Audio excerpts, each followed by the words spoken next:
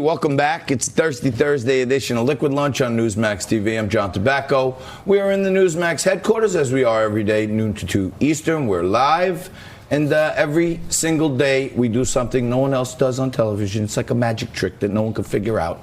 We bring on a Republican and a Democrat. We throw out the topics of the day. We have a thoughtful conversation. At the end, everybody learns a little something. We shake hands, we part friends. And Tom Basile joins us today on the right. Tom is a author. He's a Newsmax contributor, and another Newsmax contributor, the author of the Centrist Sentiments right here on Newsmax, Rob Taub, humorist and ambassador for the American Diabetes Association. Thank you. John, I found your rundown here. Who put this note, give Rob Taub a hard time today? I think Tom might have got that before. Did Frank Morano do that? Not Frankie boy, but so right here in Liquid Lunch Land a couple days ago, we were cheering, Frank and I, because we really, we're not isolationists, but we don't want to be in any more wars. We want to get out of wars. And we were afraid that Bolton was going to win over someone. And when they said that he resigned, we kind of celebrated on the show. I rang the bell. I know you wrote this book right here, Tough Sell, Fighting the Media War in Iraq.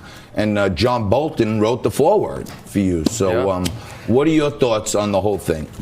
Look, I think that throughout this administration, we've paid far too much attention about all the palace intrigue. I thought that the fact that the president had somebody like a Bolton on the team, made sure that there was a diversity of opinion.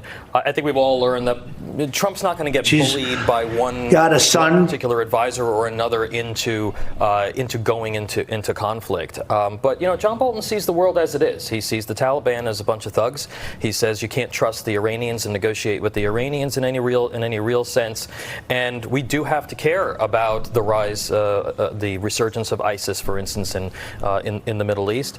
I give the president a lot of credit for wanting to scale back in Afghanistan, but at the same time, he does have to make sure that he is not committing the same mistakes that Obama made through a precipitous withdrawal that led to the rise of ISIS that spread across 12 different countries in the Middle East. Me personally, Rob, I think the market breathed a sigh of relief also when John Bolton resigns, because it takes a little more uncertainty of are we going to bomb Iraq out of the back of their head? You think this is a good sign for the president? I shared a news desk many, many times with John Bolton, with an unnamed rival of Newsmax's.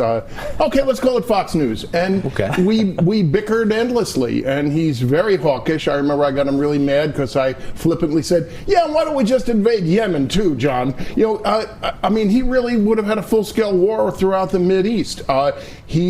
He's not a bad actor, but he's a dangerous one, and I never understood where he fit in the Trump administration. I found him to be too volatile a character, and he operated in his own silo rather than working in conjunction with the Pentagon and the State Department, which is really what he had to do.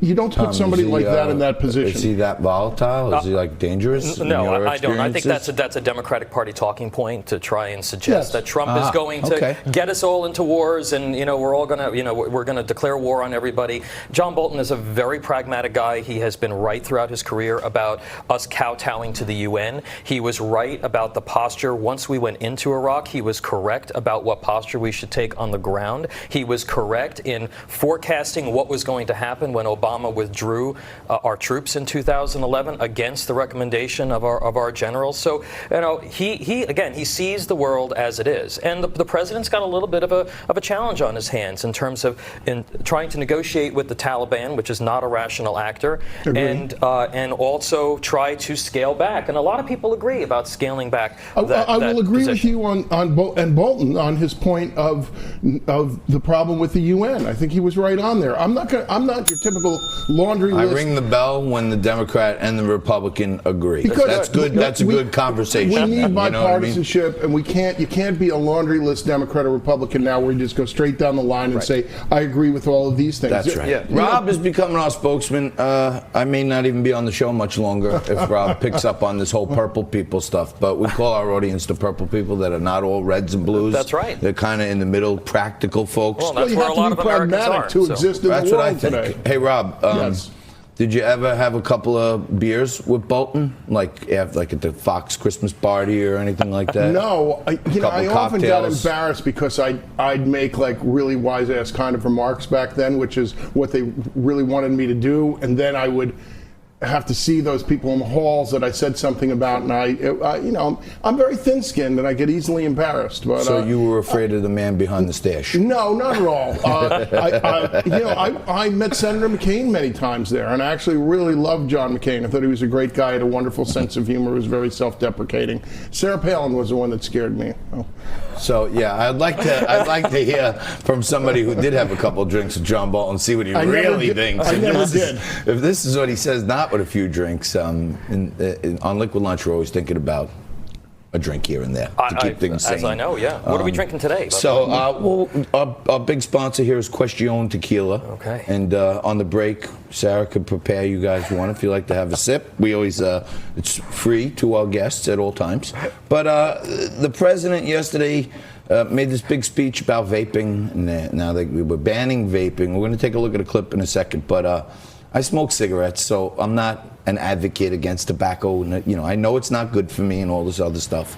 But yesterday in America, I think 1,500 Americans died from cigarette-related deaths. Yesterday, okay? And yesterday we found out like 290 humans in America have come down with some symptoms related to a vape product that they may have used. Is this the tobacco lobby at work? Let's take a look at the clip, what Trump said, and then I want to hear what you guys think. Vaping has become a very big business, as I understand it, like a giant business in a very short period of time. But we can't allow people to get sick, and we can't have our youth be so affected. He said to me the key words, hello, vaping is a big business, and we want our cut. Right. That's what he's saying, really. Well, the tobacco lobby's saying, here's more dough for you guys. Don't take their cut. Get them out of business. And we don't want to see mango. No, but here's the thing, John. It's the same people. Altria owns Juul.